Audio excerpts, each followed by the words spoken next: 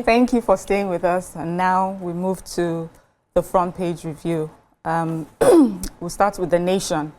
Major headline: UK okays Tinubu's reforms, pledges stronger trade ties. First Lady RHI lifting women in informal sector into prosperity. Capturing of most wanted terrorists excites US and Britain. Umahi explains state of Qatar, third mainland bridges. Says Lagos-Calabar Highway has 1,500 kilometer long drainage. At the bottom strip, we've got Lagos, Ogun, Oyo, Osun declare Monday as public holiday for Isese Day. Isese Day. Then we have Oba Olakulehin's passage unsettled. Unsettled me, says Ladoja. Ramfac targets year-end for revenue allocation review. And food security takes center stage at First Bank's export conference. Is a new constitution realistic? So who's got what? Okay, so because I saw food security, that's why your sister go and run go and read that. I don't even know that it was just an advert for First Bank Agric Export Conference coming up today at the Eco Convention Center. But the speakers will be the Minister of Agriculture and Food Security, Senator Abubakar Kyari, who will provide insights on how the federal government is driving the growth of non-oil sector through the agricultural sector. And they said Nigeria's non-oil exports reached a total of $3.2 billion in the first half of 2025, making it a 19.59% increase compared to the $2.6 billion recorded during the same period last year. So the Nigerian Export Promotion Council is the one giving this data. And at this platform, the First Bank Agric Export Conference, which is themed the fundamentals of building a non-oil export-driven economy. They will be highlighting all of these figures. There will be other speakers, promoting the Nigeria agro-commodities. A lot of opportunities are in that sector. Other speakers include the Managing Director of the Bank of Agriculture, Mr. Jafar Abubakar Umar, the Managing Director, Chief Executive Officer of the Nigerian Export-Import Bank, NEXIM, Mr. Abba Bello, National Action Committee on AFCFTA, Mr. Segun Awolowo, the President of Farmers Association of Nigeria, Architect Kabir Ibrahim, and the Chief Executive Nigerian Export Promotion Council, Mrs. Noye Ayeni, and the host of other speakers will be talking. Because it's an area of interest, I would really like to attend, except that today I have to visit a darling friend somewhere in the hospital, so I wish I can't attend. Yeah. Abigail? So what we have here, the Revenue Mobilization Allocation and Fiscal Commission, RAMFAC, yesterday said it expects to complete the ongoing review of the revenue allocation formula this year. The chairman, Dr. Mohamed Shehu, spoke to reporters and civil society groups. According to him, he said they are going to review how this revenue is allocated both vertically and horizontally. And of interest is how he said they are projecting it. The chairman provided details of the current vertical formula, which allocates 52.68% to the federal government, 26.72% to the states, and 20.6% to local government. And out of the 52.68% to the federal government, there are 4.18% special funds, including 1% FCT, 1% ecological, 1.68% natural resources development fund, and 0.5% stabilization. And according to his explanation, he said it's become necessary because the last time this this revenue was reviewed was in 1992. And since then, new states have been created and it has become mandatory to review again. And after they review, they are going to make their recommendation, pass it on to the president, who in turn will pass it out to the National Assembly. The infamous ecological fund. So the ecological fund is underused, is underutilized, and they've not been using it. And we agree. Yeah. Totally. Okay, so I have the story on Qatar Bridge and Third Mainland Bridge. They said the Minister of Works, Dave Umahi, says his presentation to the Federal Executive Council about Lagos bridges was distorted on social media. I saw it on Twitter where they said that they've been awarded about 3 trillion or 6 trillion just to fix Third Mainland and Qatar Bridge. So he's coming out and saying that, please, we should not listen to social media. He said he now started explaining that Third Mainland and Qatar Bridge had been under technical review since 2013.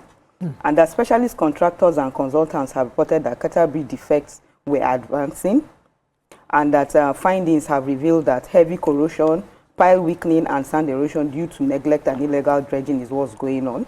And according to Umahi, he said the bridge construction experts have advised that Qatar Bridge should be demolished and replaced. And they said that the stakeholders and contractors agreed that the replacement was safer and more cost-effective than repairs. Because if they repair it, it's going to cost them over 50 years, it's going to cost 389 billion. But to construct a brand new bridge, it's that they just need about 359 billion to construct a new bridge. So I think it's better for them to just construct a new bridge.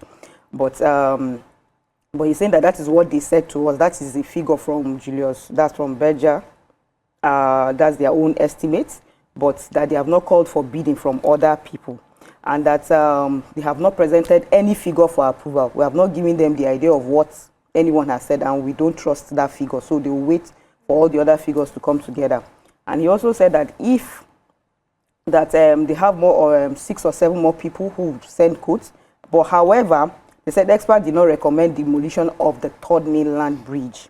He said that the Third Mainland Bridge, that they've already done the surface, they fixed the surface, and everything is still okay, and they can still continue maintaining it. He gave the assurance that monitoring and maintenance will continue on the bridge to avoid further deterioration. That's for the Third Mainland Bridge. And that we should just disregard all information on social media. The 3 trillion, 6 trillion is not it. It's not true. Okay, so now we'll be going on a short commercial break, and then we'll come back for the concluding part of newspaper review. Stay with us. Stay tuned. Your View will be right back. For staying with us. Now let's jump right into the Punch. Major headline: federal government mulls pay raise for political office holders. Global leaders begin high-stakes talks to end Russia-Ukraine war. Pencom blacklists 7 mortgage banks over housing loans breach. 2 motorcyclists remanded for allegedly raping Ondo teenager. Osun Nolge battles AGF over seized funds suit transfer. Custom issues 14-day deadline to seize 905 overtime cargoes. Crisis alert: UNICEF seeks life-saving 240 billion naira for Nigeria aid projects. Fubara eyes September 18 comeback as IBAS pushes project completion. And last, Alafin lambast Oni in fiery clash over chieftaincy title. Who's going first? Okay, let me do PENCOM. So the National Pensions Commission has directed the pension fund administrators and pension fund custodians in a circular dated August 11, 2025, signed by the head of benefits and insurance department, Obiora Ibeziako, and addressed to all the PFAs and PFCs. They noted that following this cited letter, the commission instructs that these bodies, including closed pension fund administrators and pension fund custodians, should immediately stop accepting or processing equity contributions applications submitted by certain mortgage banks. And the reason is because these funds were supposed to have, this policy was supposed to have equities taken from pension contributions added to loans generated by these mortgage banks and enable subscribers buy their houses. But they've discovered that these institutions were not generating those mortgages. They were just, coming for the equity. So they listed them, in case you are subject: Jigawa Savings and Loans Limited, FHA, the Federal Housing Authority Mortgage Bank Limited, Delta Trust Mortgage Bank Limited, AG Mortgage Bank Limited, Infinity Trust Mortgage Bank PLC, First Trust Mortgage Bank Limited, and Mutual Alliance Mortgage Bank Limited. They say from now on, no pension fund contributors or administrators should honor any application for them for equities of their subscribers to get counterpart funding for housing, because of course most of them are not holding up to their responsibilities. Okay, let me just quickly take this human interest story. The Ondo State Magistrate Court sitting in Akure has remanded 2 men, Tope Ade Meso and Igbekele Akinsioye, in prison custody for allegedly raping a 17-year-old. So these 2 people are commercial motorcyclists. They were arrested by the men of State Security Network Amotekun for allegedly committing the offense at his residence located at Continental area of Akure. They've been arraigned before the court and on 2 counts of conspiracy and rape. Their charges were read before them and they have been remanded.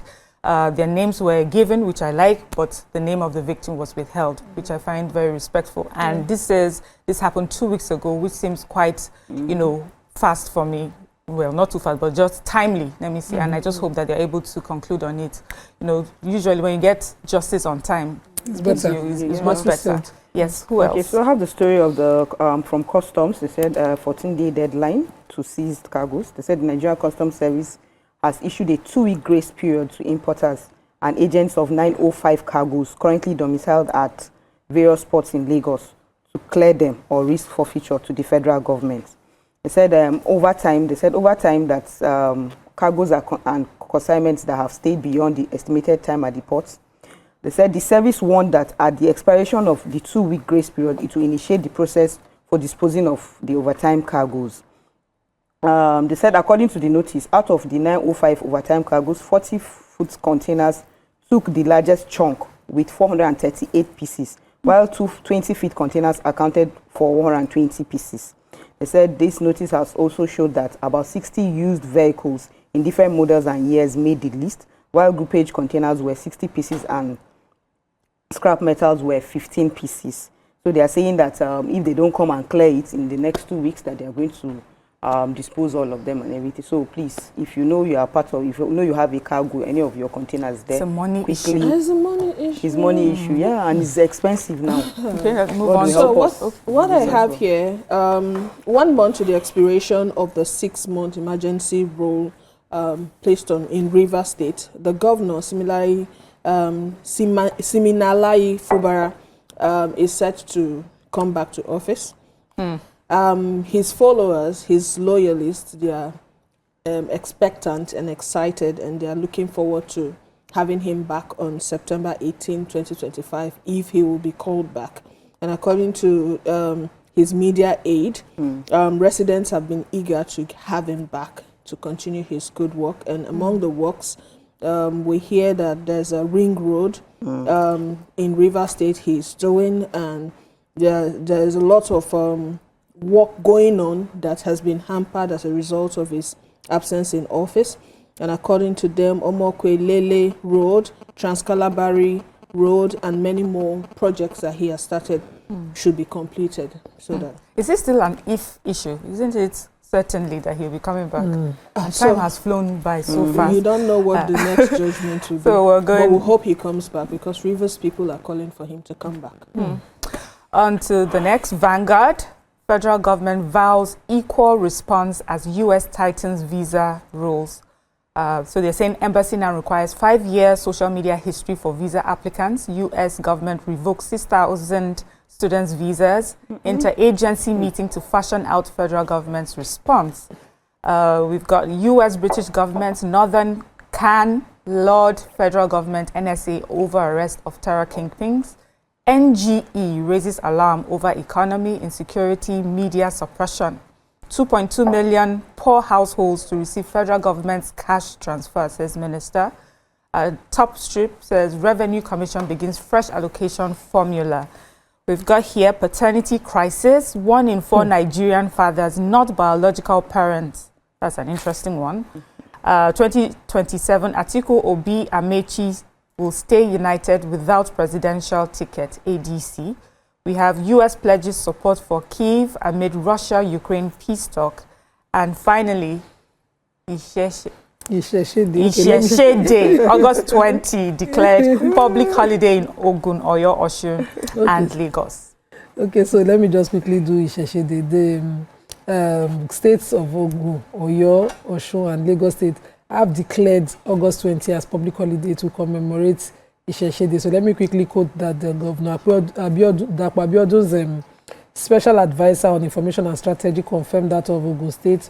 Also, in Osho State, the Commissioner for Home Affairs, Mr. Rashid Aderibigbe, confirmed that for Osho State. Similarly, the Oyo State Secretary of the State Government confirmed for Oyo, while the Head of Service, Mr. Bodiago, confirmed for Lagos State that the Isese Day is public holiday. It's one of the days that serves as an opportunity for the adherents of the Yoruba religion to honor their ancestors and engage in traditional practices and promote values and teachings inherent in their spiritual beliefs. So, most people have criticized the country for, promoting foreign religions, Islam and Christianity. So I think traditionalists will be happy. Yes. To hear that this is now, and it's not the first. It's been continuous. Isese Day has always been done in most of these states, but not fully recognized until I think a few years back in Lagos and some other states. And it's still an issue in Kwara State where the predominant religion is Islam, and so they still have those clashes. But let them have their days and respect every religion. Okay, so what you want to choke me? So 2.2 million poor households to receive federal government cash. Minister of State for Humanitarian Affairs and Poverty Reduction, Tanko Sununu, has said yesterday that the federal government was committed to alleviating poverty in the country. According to him, he was a guest on one of the TV channels, and he spoke that 2 million poor households have been captured in the social net as they would receive the government's cash transfer soon. And in the next few days, he said this is going to come from the end of August. They said they are going to reach out to 2.2 million households, and the process is such that the National Social Safety Net Coordinating Office, NASCO, will harvest vulnerable Nigerians based on their lowest cadre in National Social Register. According to him, they spent about 419 billion and have disbursed this to 5 million Nigerians. That's what he said. And they've distributed 71% in the northern part and 21% in the southern part of the country. That's what the minister said. So, as it is, I like your emphasis. And she emphasizing who said it. Exactly. We have to let them know that that's what. But there's something they always say about our country, that when something good is done, everybody keeps quiet. But we are saying it now. No, I mean the people who have received it. It would be nice to tweet it. Okay, tell us. Have you been sent? How much did you receive? Have you started your business? Yeah, I think so. Yeah. Okay, so I have the story, the paternity crisis. They say 1 in 4 Nigerian fathers, not biological parents. They said amid persistent paternity crisis and deepening trust issues within Nigerian families, a new report by Smart DNA Nigeria has revealed that 1 in every 4 paternity tests conducted in the country still returns a negative result. They said 25% of paternity tests conducted between July 2024 and June 2025 showed that the presumed fathers were not biologically related to the children in question. They said, although slightly lower than, in 2024, it was like 27%, they said the figure highlights what the firm calls a worrying and consistent trend. I'm sure these people are not marketing so that people can come. That is worrying. They said the operations of the manager at Smart DNA, that is Elizabeth, who gave details on the report, said these findings are not just about science. They tell us something profound about trust, relationships, and the legal and economic realities of Nigerian families today. And also that when they are the role of this Japa syndrome too is part of the reasons why a lot of them go into it. And it's happening to people who are from that most of the kids that they do this test on are from like 1 to 5 years old. So once they find out that something like that is happening and everything, the parents or the father will say, no, I'm not interested in the child. He's not following me to breakdown travel. Of homes. So really sad, honestly. Paternity fraud. Yes. Well, so that's all we can take on the newspaper review. Let's go on a short break and we'll be right back for the next segment. Stay tuned. Your View will be right back.